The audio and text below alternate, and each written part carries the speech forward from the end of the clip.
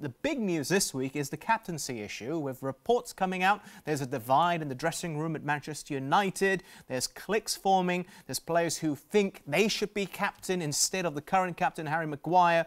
Marcus Rashford and Harry Maguire himself has come out to try to put this to bed by issuing a statement on social media.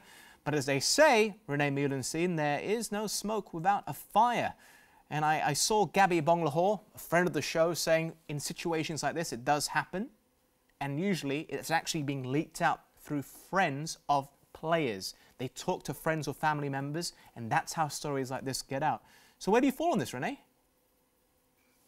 Well, it is the fact of the matter is that obviously it's very hard to keep things in-house nowadays with the social media platforms out there. But it is the more they start to deny it, and you know, like the Maguire coming out and, you know, we're this, we're that and the other, at the end of the day they have to sort it out within the four walls, within Carrington, and the manager has a big part to play in that, you know, to making sure he unifies the players, you know, that they're making sure there is a strong. But the fact that constantly these things come out and leaking out and create controversy is never a good thing.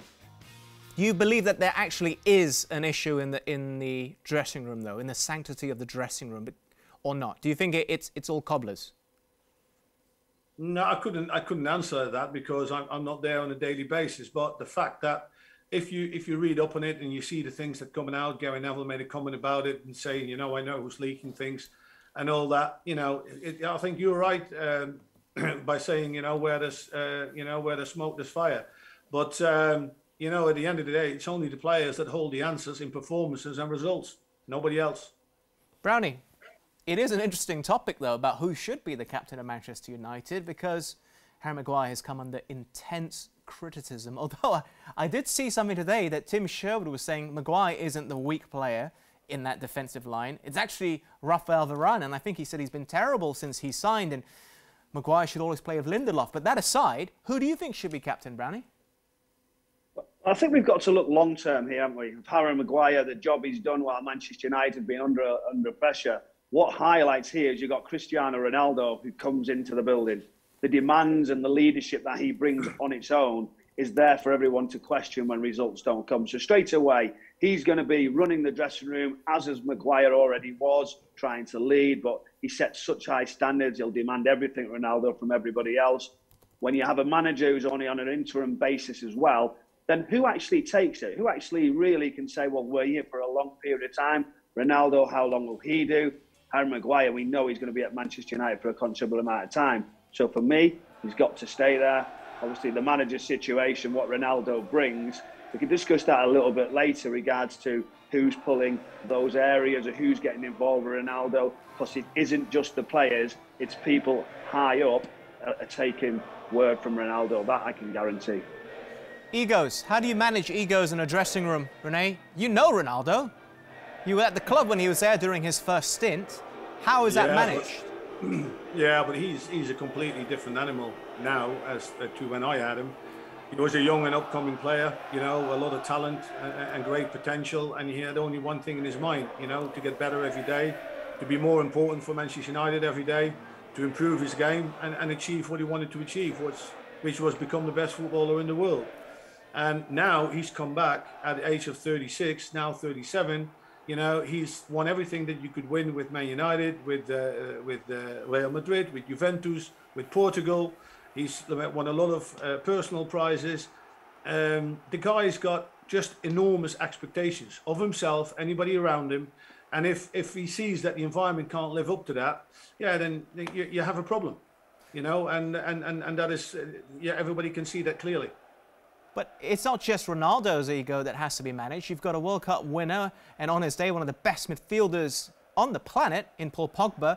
You have Bruno Fernandes, who's been the hero of Manchester United in recent seasons.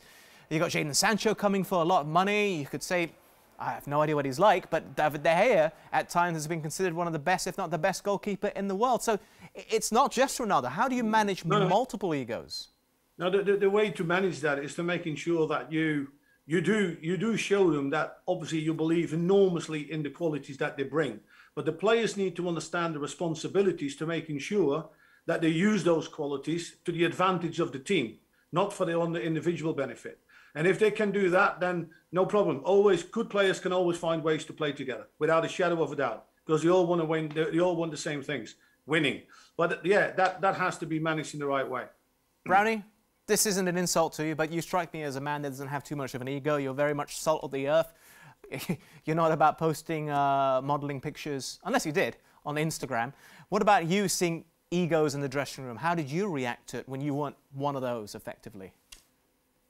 I think you've got to be a strong character. Harry Maguire is obviously the talking point here in regards to leadership. He doesn't have an ego. He's as genuine as they come. He's fully committed, good professional, and he wants to help Manchester United.